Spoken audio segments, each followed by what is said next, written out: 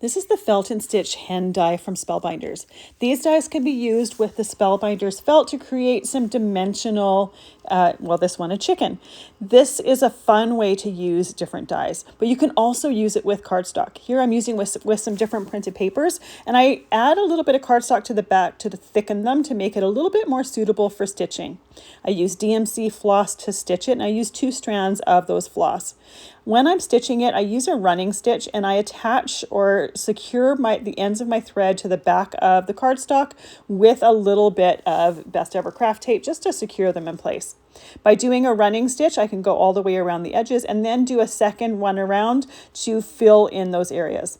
When I die cut these pieces, because of all the tiny little hole details for that stitching, I do die cut it with the blade of the die facing up to give it the most pressure. And then I use a die pick to pick out all of those holes, all of the die cuts from those holes before stitching it, just making sure that I have a clear view of the opening to easily stitch through. This is just a fun way to have a little bit of extra texture on your cards. I finished this one off by adding some gems for a little bit of extra sparkle, and I love all of the different pattern papers all playing together with this. It creates some nice visual texture.